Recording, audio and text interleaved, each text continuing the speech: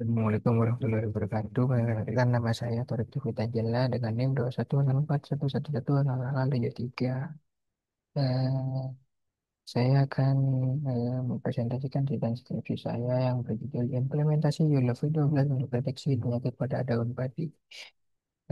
Dosen pembimbing satu saya adalah Profesor Dr. Rimati Wahdi Negrom STMT dan dosen pembimbing dua saya adalah Ahmad Yazid Eskom MKom.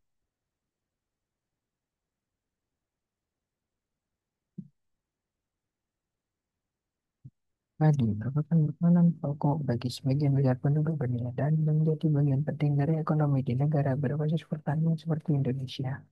Sedikit seperti definisi ispa dan brown spot mengancam hasil panen, sementara identifikasinya masih mengandalkan pengamatan visual petani.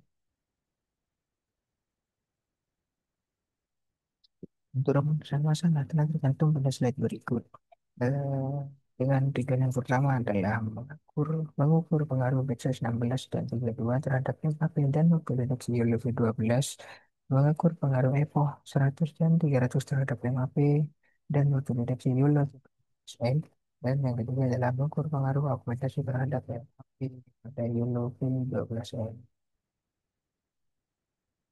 Deteksi objek adalah teknik dalam pemrosesan citra yang bertujuan untuk mengidentifikasi dan menentukan kolokasi objek tertentu dalam sebuah gambar atau video. CNN memiliki lapisan komposisi yang mampu membantu model belajar fitur-fitur penting dari dataset daun padi yang kemudian digunakan untuk mendeteksi penyakit dengan akurat menggunakan algoritma YOLO yang terkenal dengan kemampuannya untuk melakukan deteksi objek. YOLO 12 versi Nano memiliki arsitektur yang ringan dan cepat sehingga cocok untuk penelitian ini. Flow AI. Untuk membantu dalam proses anotasi data, pembagian dataset serta menyediakan format dataset yang kompatibel dengan model YOLO V12. 3 penelitian terbaru menunjukkan perkembangan YOLO V12 dalam berbagai bidang, mulai dari deteksi akun, klasifikasi pohon, hingga pelacakan UAV. Semua itu di ini menekankan keunggulan YOLO V12 dalam hal akurasi. Keterlambatan identifikasi menyebabkan penyebaran penyakit lebih luas sehingga penelitian ini mengembangkan sistem deteksi dini penyakit daun padi menggunakan arsitektur YOLO V12 yang diharapkan memberikan informasi yang akurat tentang keberadaan penyakit pada daun padi. Daun citra berasal dari peneliti sebelumnya di Bangkalan dan Hasil peneliti Kegel total 1.999 citra di mana Liofdes sebanyak 827, Ispada 601 dan brown spot 571. Dengan ciri-cirinya adalah Liofdes bercat coklat muda jadi nilai coklat tua, Ispada adalah garis-garis putih pada daun dan brown spot adalah bercat coklat gelap dikelilingi warna yang putih. Pada tahap data preparation, dilakukan pre-processing data dengan auto orient dan pembagian data 70% training, 20% validation, dan 10% testing. Seluruh gambar dari size ke 6 berarti 40 kali 600 sesuai input model dulu. Untuk gimana hero augmentasi, gunakan teknik rotasi minus 15 derajat sampai 15 derajat serta 90 derajat, 80 derajat, dan 270 derajat. Hero vertikal dan horizontal dan 10 derajat dan 10 derajat serta view vertikal dan horizontal untuk meningkatkan keragaman data.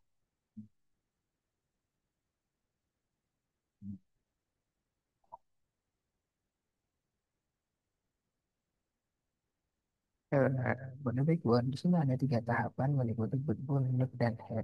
Backbone berfungsi sebagai eksekutif fitur untuk mendapatkan sebuah fitur maps dari sebuah gambar. Di sini adalah outputnya adalah tiga fitur maps dengan resolusi 20 kali 20, 40 kali 40, dan 80 kali 80. Lalu di Next adalah proses di mana eh, gambar mendapatkan fitur yang lebih banyak disatukan di neck dan bagian head adalah tempat di mana deteksi akan dilakukan. Jadi hasilnya adalah sebuah bounding box yang akan pada buah gambar.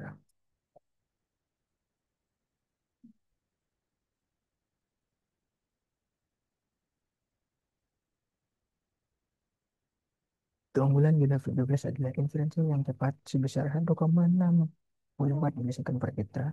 Model kecil namun akurat, hemat memori dan cocok untuk dari gambar.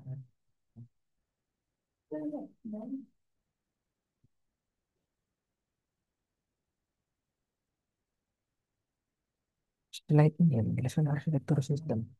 Sistem dimulai dari pengambilan data dan dilanjut dengan pelabelan dan preprocessing di workflow. Untuk skenario dengan augmentasi, proses augmentasi dilakukan sebelum data dibagi menjadi 70% data latih, 20% data validasi, dan 10% data uji. Model 2012 dilatih menggunakan data latih dengan data validasi untuk mengetahui untuk mengevaluasi selama proses training, lalu mengukur performa secara menyeluruh menggunakan data uji.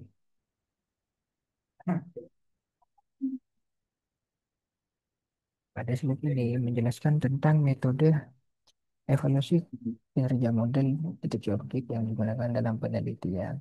Pertama, menggunakan precision untuk mengetahui seberapa akurat deteksi model, artinya dari semua objek yang terdeteksi, berapa banyak yang benar-benar. Nah, rumusnya adalah true positif dibagi dengan true positif ditambah dengan false positif. Selanjutnya ada recall. Untuk mengetahui seberapa lengkap prediksi model, artinya dari semua input yang barusan terdeteksi, beberapa banyak yang berhasil terdeteksi dengan rumus true positif dibagi dengan true positif ditambah false negatif, di mana false negatif adalah jumlah objek yang tidak berhasil dideteksi. Kemudian adalah average precision atau AP. Gunanya untuk tahu seberapa stabil dan bagus prediksi model terhadap satu kelas objek. AP membuat gambaran seberapa baik model sehingga menjaga precisionnya saat mencoba mengisi banyak mungkin objek di dalam tinggi. Setelah itu, kita hitung MAP, yaitu rata-rata AP semua kelas dalam dataset. Nilai MAP ini menjadi indikator utama performa model secara keseluruhan.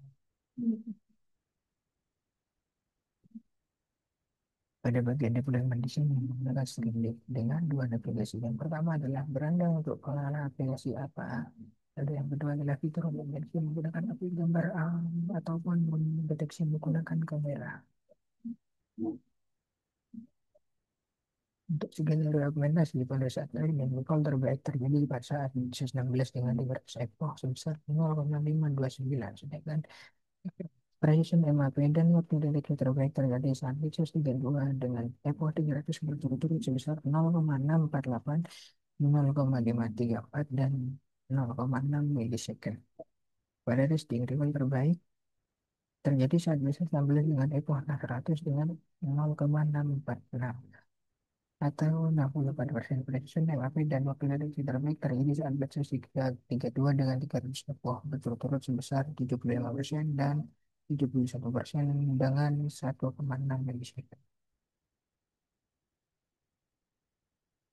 Untuk skenario tanpa augmentasi, pada saat training, recall dan MAP terbaik terjadi pada saat batch 16 dengan 300 epoch berturut-turut sebesar 56% dan 58%. Sedangkan precision dan waktu deteksi terbaik terjadi pada saat batch 32 dengan epoch 300 berturut-turut sebesar 69% dan 0,6 second.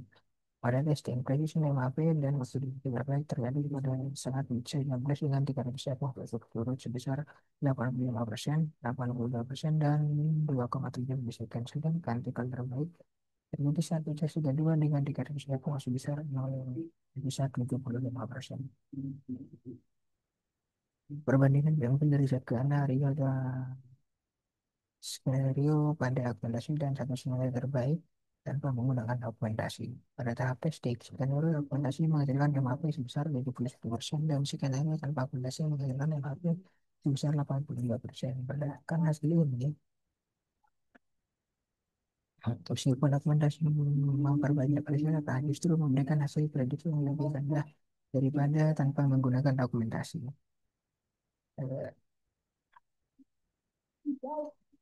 Conversion metric validasi. Model berhasil mengklasifikasikan data dengan benar sebanyak 314 instance untuk kelas Blindspot, 122 instance untuk kelas ISPA, dan 102 instance untuk kelas Flash. Confusion metric testing. Model berhasil mengklasifikasikan dengan benar sebanyak 35 instance untuk kelas Blindspot, 371 instance untuk kelas ISPA, dan 56 instance untuk kelas Flash. Dan terbaik berada pada skenario uji coba 2 yang telah dilatih tanpa augmentasi data dengan batch 16 dan jumlah info 300 menghasilkan nilai MAP 50 untuk sebesar 82%. Penerapan augmentasi data tidak perlu meningkatkan performa model dalam questioning. Sebaliknya, beberapa skenario dengan augmentasi justru memberikan hasil yang lebih rendah. Penambahan info dari 100 ke 300 meningkatkan performa, terutama ketika tidak disertai augmentasi. Variasi batch 16 dan 32 tidak berlangsung pada MAP 50, hanya sedikit mempengaruhi durasi pelatihan dan interaksi.